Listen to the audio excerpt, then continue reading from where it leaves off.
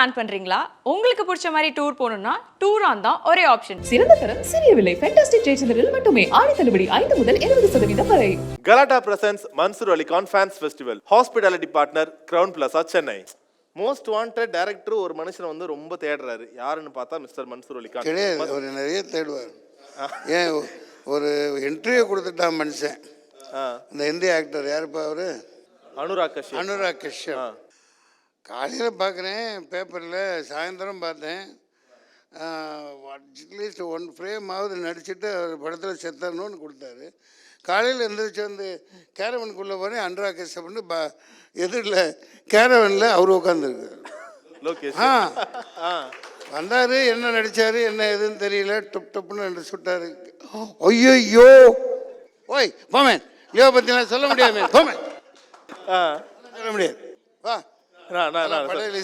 First moment எப்படி இருந்துச்சு? அந்த ஃபர்ஸ்ட் மொமெண்ட் நல்ல அல்வா சாப்பிடுற படத்தை பத்தி சொல்ல வேணாம். உங்க 2 பேரும் அவர் என்ன சொன்னாரு? இந்த படம் இல்ல இந்த இது ஸ்கிப். சரி, உங்களை பத்தியே கேக்குறோம். இதுக்கு முன்னாடி நீ பயங்கரமான ஆளு, எல்லாத்தையும் வாங்கிட்டீங்களா நீ?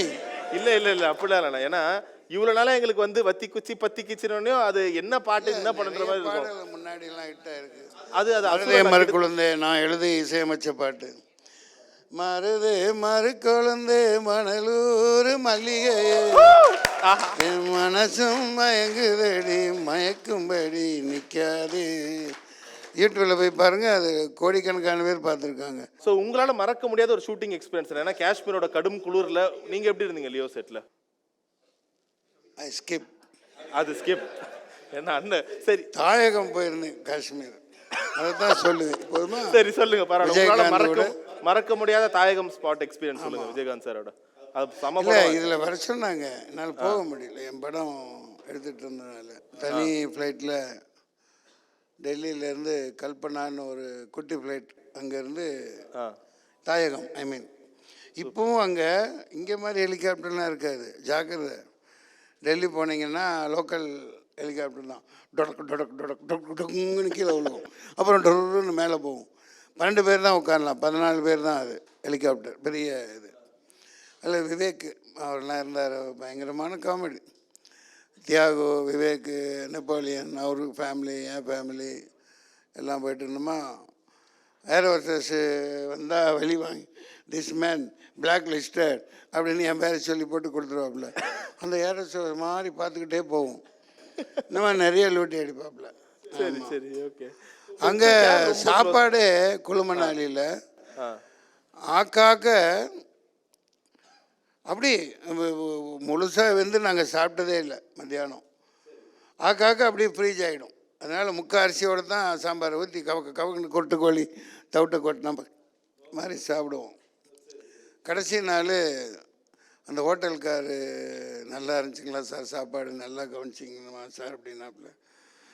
முதல்ல உங்கள் விசிட்டிங் கார்டை கொடு அப்படின்னு. ஆமாம் சார், இந்தாங்க சார், எல்லாத்துக்கும் சொல்லுங்கள். இது சொல்கிறதுக்கு வாங்கலை, இங்கே வராதுன்னு சொல்கிறது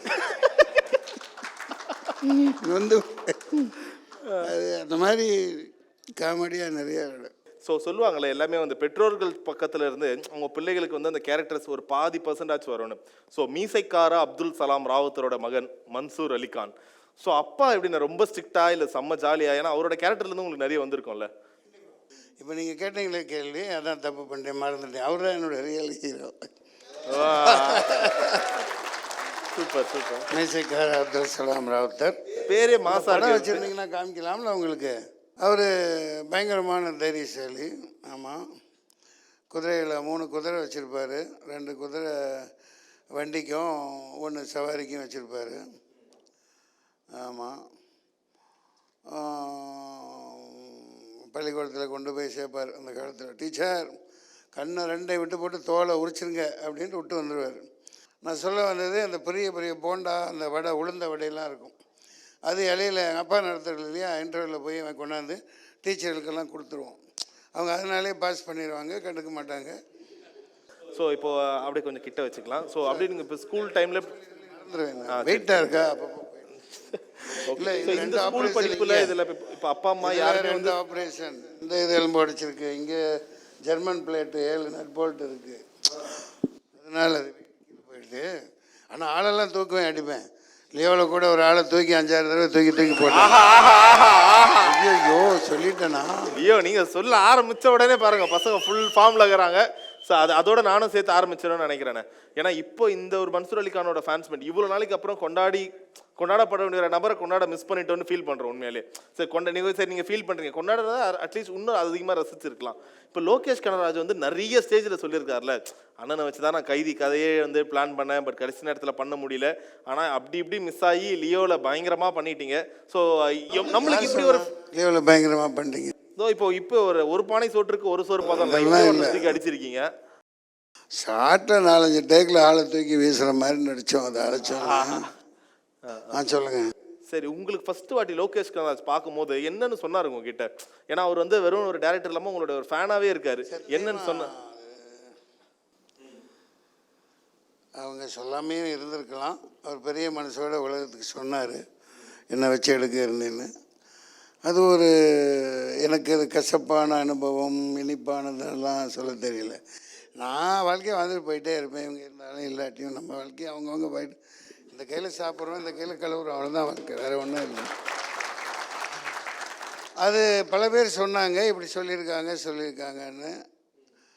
சரி, பல தடவை அது ஒரு ஹானஸ்ட்னஸ், டைரக்டர் லோகேஷோட ஹானஸ்ட், இந்த மிகுந்த தாராள மனப்பான்மை, மிகுந்த பெரிய மனசு. ஆனால் சினிமாவில் யாரும் சொல்ல மாட்டாங்க.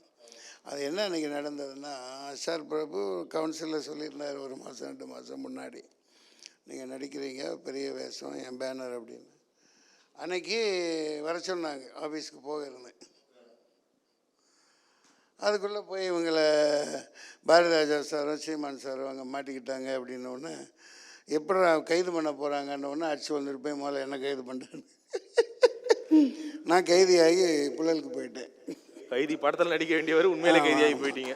அது அவங்க காரணம், அது சொல்லாமல் இருக்கலாம், சொல்லியிருக்கலாம். அந்த மாதிரி பல வாய்ப்புகளை எழுந்திருக்கேன். ஓகே, ஆனால் இப்போ நீங்கள் இது மாதிரி விஷயமா ஒரு ஜெயிலுக்கு போகிறீங்க, உள்ளே இருக்கவங்களும் உங்களை எப்படி ட்ரீட் பண்ணுவாங்க? ஒரு நடிகராக பார்ப்பாங்களா? செம ஜாலிப்பா, கொஞ்சம் வா அடுத்து 2 பேரும் போயிடலாம். நான் வேறையா? ஐயோ, என்ன பண்ணுவாங்க, நல்லா கவனிப்பாங்க. எப்படி அந்த ஒரு எக்ஸ்பீரியன்ஸ்? அந்த சைலேந்திர பாபுன்னு ஒருத்தர் இப்போ ரிட்டையர் ஆகிட்டார்ல, அந்த மனுஷன் நல்லா பண்ணி விட்டு போயிட்டார். தொலைச்சிருவேன், நல்ல சாப்பாடு கொடுக்கணும், நல்ல இது கொடுக்கணும், சாப்பிடாட்டி டாக்டர்லாம் வந்து செக் பண்ணுவாங்க. என்ன சாப்பாடு அந்த ரொட்டீன் அதெல்லாம் அது கொடுக்கறதுல நமக்காக அங்கே உள்ள மன்சூர் அலிகான் கொஞ்சம் எக்ஸ்ட்ரா ஸ்பெஷல் ஒன்று மெதுவாக ரொட்டி போட்டு தருவாங்க. நைட்டு ஃபுல்லாக பால் வந்து மைக் மட்டும் கொஞ்சம் கிட்ட வச்சு சாப்பிட்டு குண்டாயிட்டு 4-5 கிலோ அதிகமாகி வந்தேன். ஆமாம், அவ்வளோ இயற்கையாக இருக்கும். மரங்கள் கூட பேசலாம், மிரட்டுறது உள்ள இருக்கவங்களாம் அப்படிலாம் ஒன்று, அதெல்லாம் நிறைய.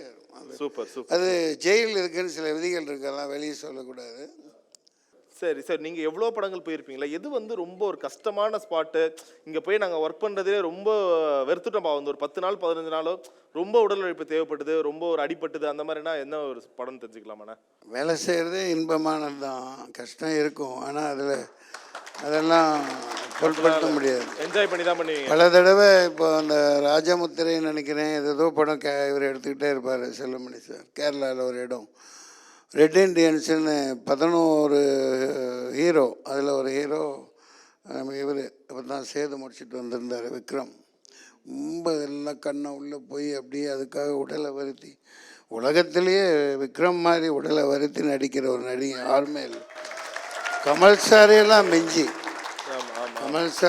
மிஞ்சி சத்தியமாக சொல்லலாம், கமல் சார் கோச்சுக்கு கூட மாட்டார். அப்படி இதுவே எப்படின்னா அந்நியன்கெல்லாம் பாருங்கள் எப்படின்னு. யாருன்னா கண்டுபிடிக்கவே முடியல. எங்கூட ஜிம்முக்கு ஆரம்ப காலத்தில் நான் போய் குரூப் டான்ஸராக இருக்கையில் அவர் ஆர்டிஸ்டாக ஜிம்முக்கு வருவார், சிதம்பரம் நுங்கம்பாக்கம் ஜிம். அவ்வளோ கொழுக்கு முழுக்குன்னு இருந்தாலும் கண்ணு எல்லாம் உள்ளே போய் வந்திருந்தார். நான் சொல்ல வந்தது அங்கே வயநாடு. இவ்வளோக்கு வந்துருச்சு, என் கழுத்துக்கு தண்ணி. குதிரையை ஓட்டிகிட்டு வரேன், குதிரை கழுத்தை தூக்கிட்டு வருது. இறக்கி விட்டாங்க, இவன் செத்தா என்ன பொழைச்சா என்னன்னு. கேரளா படம், ஆளும் இல்லை யாரும் இல்லை, நான் பாட்டுக்கு கிளம்பி போயிடுவேன். மீறி அடித்து உளுந்து அந்த குதிரை செத்தாலும் விடான்னு இழுத்துட்டு வந்துட்டேன். எல்லாம் முடிவு பண்ணிட்டாங்க உள்ளே போயிடுவான்னு. அந்த மாதிரி காஷ்மீர்லேயும் அங்கே பனி இவ்வளோ கட்டி ஆழங்கட்டி பேஞ்சிக்கிட்டே இருக்கும். வேகமாக இராணுவம் துரத்துவான், போங்க நாட்டில் விடுன்னு. அப்படியே பேக்கப் பண்ணிட்டு அப்படியே ஏறிக்கிட்டு அப்படியே வந்துக்கிட்டே இருப்போம். முன்னாடி வண்டி உறைஞ்சி கிடக்கும், அப்படியே தாண்டிக்கிட்டு வந்துக்கிட்டு இருப்போம். ஓகே. ஸோ இவ்வளோ கஷ்டப்படுறீங்க, இந்த கஷ்டத்துக்குலாம் அந்த ஒரு பலனா எதிர்பார்ப்பீங்க? ஒன்று அவங்க கொடுக்குற சம்பளமா, இல்லை தேட்டரில் பார்க்கும்போது மக்கள் கொடுக்குற கைத்தட்டா? இது ரெண்டுமே இல்லை. கஷ்டப்படுற விவசாயி, நமக்கு சோறு கொடுக்குறவங்க, படிக்கிறவன், கூட்டுறவங்க, பெருக்கிறவங்க, இது எப்படி கஷ்டம்னு சொல்லலாம்? டயத்துக்கு இமயமலையில் இருந்தாலும் ஹெலிகாப்டரில் சாப்பாடு கொண்டு வந்து தர்றாங்க. அதனால் இதெல்லாம் கஷ்டமே கிடையாது, மலரும் நினைவுகள் தான். இப்போ உங்களுடைய படங்களில் கூட நீங்கள் வந்து விவசாயத்தை வந்து ரொம்ப இதுவாக உறுத்தி நிறைய பாடல்கள்லாம் நீங்களே எழுதி நீங்களே பாடியும் இருப்பீங்க விவசாயிகளோட இதுவை பற்றி. ஸோ அந்த ஒரு 2 லைன் இப்போ உங்கள் ஃபேன்ஸ்க்காக கிடைக்குமா? டைட்டில் சாங் போட்டிருப்பேன்.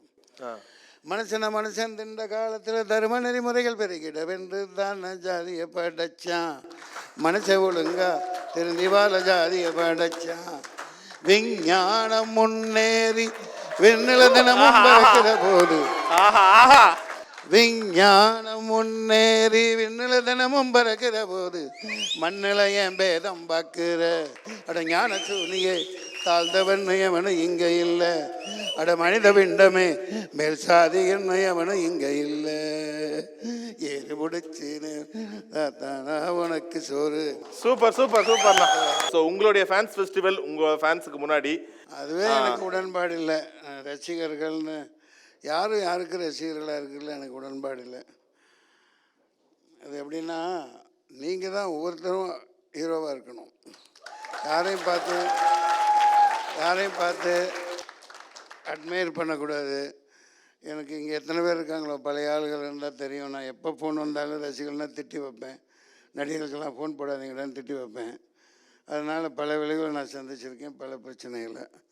நான் உண்மையை தான் சொல்லுவேன். பொண்டாட்டி பாரு, குழந்தைகளை பாரு, அம்மாவுக்கு வாங்கி கொடு, அக்காவுக்கு வாங்கி கொடு, எதுக்கு ரசிகன்? அது என்ன ரசிகன்? சார் நீங்கள் யாருக்குமே ரசிகராக இருந்தது இல்லையா ஒரு சின்ன வயசில் படம் பார்க்கும்போது? அந்த அந்த பதம், அந்த சுவைங்கர்னு சொல்லணும், தூய தமிழில் சொல்ல போனால் அது நம்மளை பாதிக்கணும். பாதிச்சிருக்கு. எம்ஜிஆர், சிவாஜி கணேசன், ப்ரூஸ்லி, விஜயகாந்த், அப்புறம் அவங்களாம் ரியல் ஃபைட்டர்ஸ். ஜாக்கி சானை எனக்கு ரொம்ப பிடிக்கும். உயிரை கொடுத்து கைகாலை உடைச்சி பண்ணுற மனுஷன், அவரை ரசிக்கலாம்.